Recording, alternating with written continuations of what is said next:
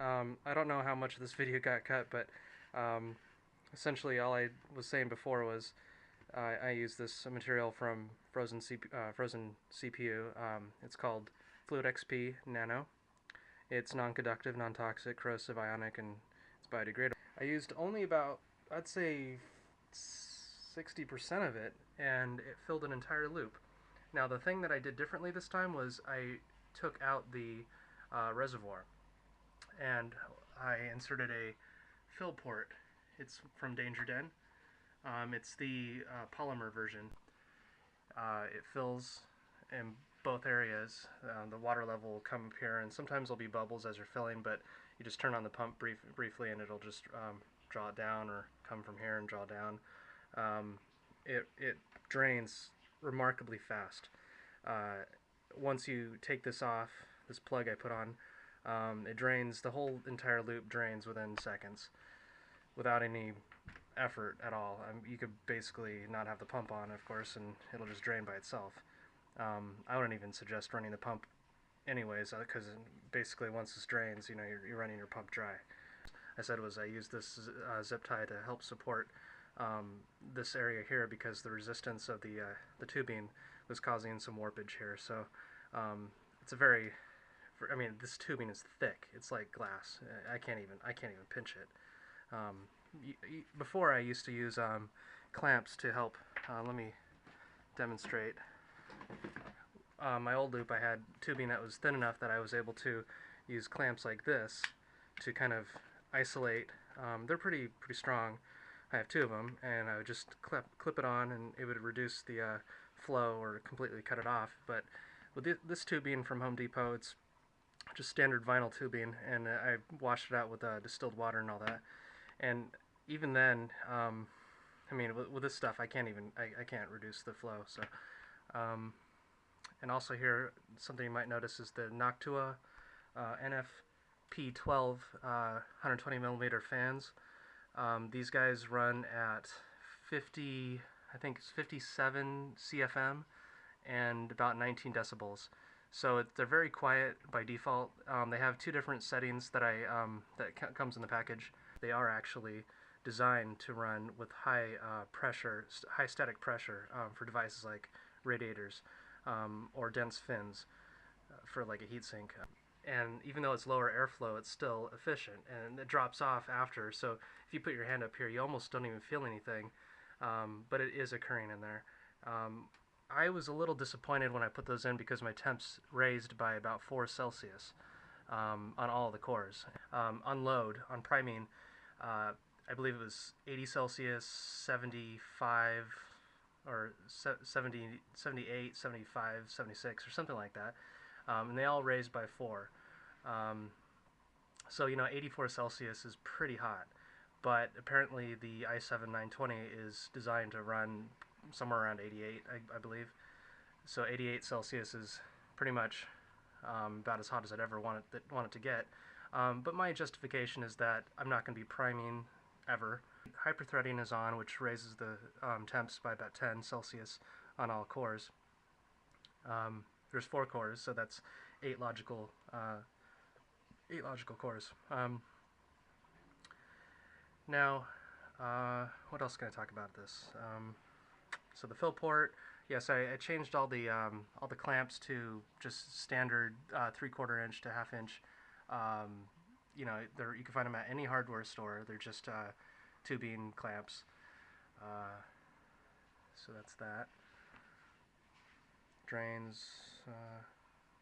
Yeah, so the fans up here, I took off the fan controller, and just recently I put this one on the fan controller so I could turn this one down. So these running low, inefficient, this one finally getting to be quieter. So I think this next run I'm going to demonstrate the level of noise it is. And I assume some of the noise is coming from the pump and probably the PSU. So aside from the water loop, the new fluid, the new fans, optimal tubing arrangement, it's essentially the same computer. And of course, didn't even talk about this, but it's the triple channel memory. This is PC 1600, It runs right now overclocked. I'd say, well, I'm going to put it all on this on the sidebar, so check that out. The processor, when speed stepping up to a 12x multiplier, speed steps up to a 21x multiplier. I have the TurboBoost on, so that goes from 20 to 21, down to 12, so 12 to 21.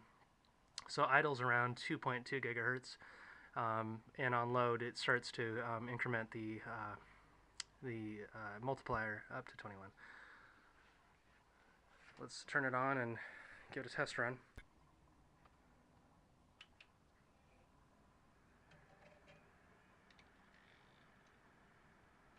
It's pretty quiet. Considerably more quiet than it was before. And I have all the dials turned down, so I think this last one's not even being used.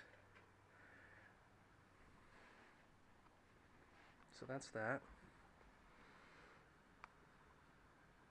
Yeah, and my Vantage score, my on the CPU, well, after running the test, I went from 11,000 to 22,000, and I previously had a Q6600 overclocked to about 3.18, so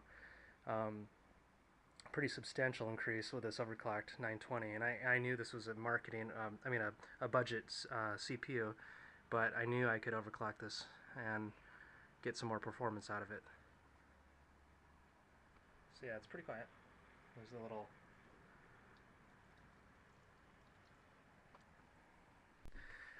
the back here, I might also want to point out, is redid some lines here. This is essentially an extra fan controller. I'm probably going to cap this off before I put it away, but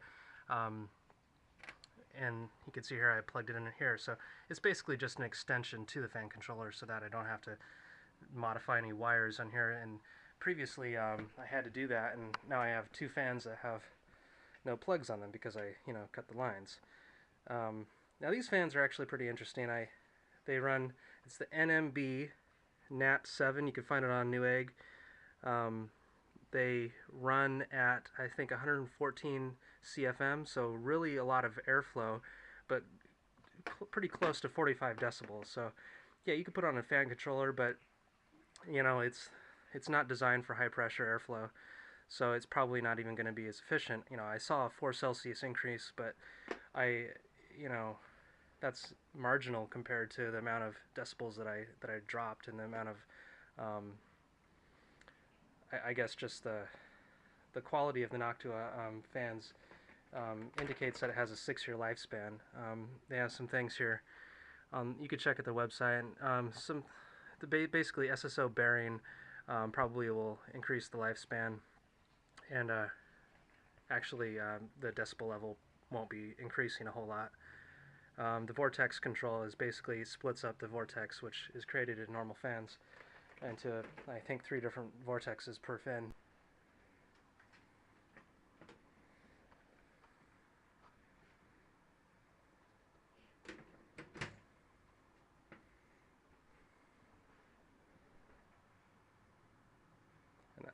And that's that.